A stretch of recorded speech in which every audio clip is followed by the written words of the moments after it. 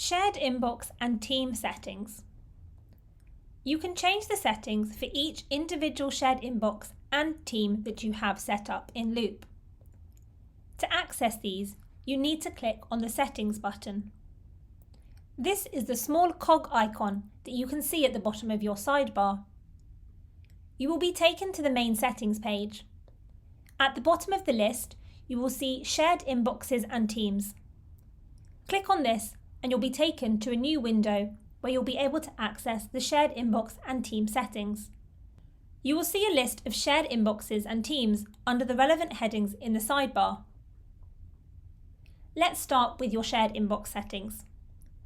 As you can see, it's broken down into 6 sections. If you're not an admin, you will only be able to view General and Members. So we'll start with General. This is where you'll find the basic information about your shared inbox. You can upload an image or logo to help identify your shared inbox. Next, you can edit the shared inbox name and description. This is the name that will appear in the sidebar and in Loop messages. There are also 2 actions you can take. You can leave the shared inbox by clicking the Leave button. This is the only action that a non-admin can do.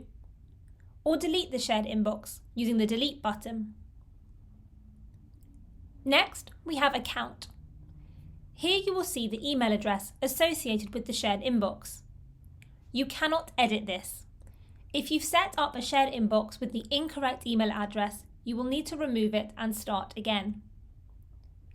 You can edit the display name. This is the name users will see when you respond to their emails. Below this, you will find the syncing settings. First, we have Status. Here you can see that my emails are currently syncing, as I have this green syncing button to the right. If for some reason the account has been disconnected, for example if I changed my password, I would need to come here and resync the account to ensure the emails were still coming through.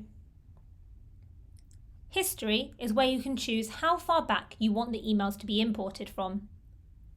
Click on the Date button.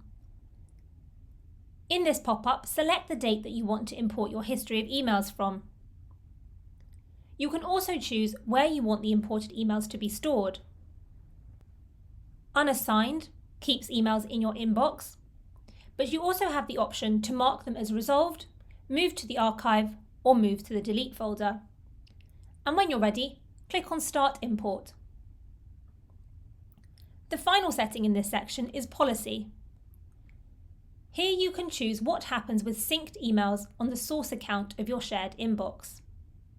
So you can decide whether to keep, delete, or archive emails in the main inbox whilst they still show for you and your team within the shared inbox. The third section of the settings is Members. Here you can view admins and users who have access to the shared inbox. As you can see when you first land in this section, a list of shared inbox admins is visible. If you need to add a new admin, you can do so using this Add button. Select someone from your contact list or type in an email address to add someone not on the list. You can also remove someone as an admin or remove them from the team completely by clicking on the 3 dots and choosing one of these options. To view non-admins, click on Users. As before, you can add new users by clicking on the Add button. You can promote someone from a user to an admin, or remove them from the shared inbox by clicking on the 3 dots and choosing one of the actions. Next, we have Rules. Rules are a great way to help organise your shared inbox and automate your team's workflows. As you can see here, there are some example rules in place, which you're welcome to use, edit or delete. To create a new rule, simply click on Add Rule and follow the steps. There are a variety of options for you to choose from to determine your rules. For example, you could set up a rule so that any inbound emails with the word login in the message are assigned to a specific person, or any emails from a particular contact are sent to a specific team. The list of options is endless. Next, we have the SLA, Service Level Agreement section. This is where you can enable, disable, or edit the nudges that the system can send to you and your members of your shared inbox. As you can see, there are two types of nudge. The first is for when users fail to respond to something within a set time frame. And the second is sent when users fail to resolve an issue within a set time frame. The time frame is up to you. You can easily edit this by clicking on the three dots and selecting the response or resolve time of your choice. You can type in any number here and choose from hours or days. Don't forget to press save if you make changes. Now the final part of the shared inbox settings is reporting. You can enable or disable reporting using this switch here. If it is enabled, each day an email detailing the activity that has occurred within your shared inbox will be sent out. You can choose whether the report is sent to the whole team, just the admins, or a custom selection of users.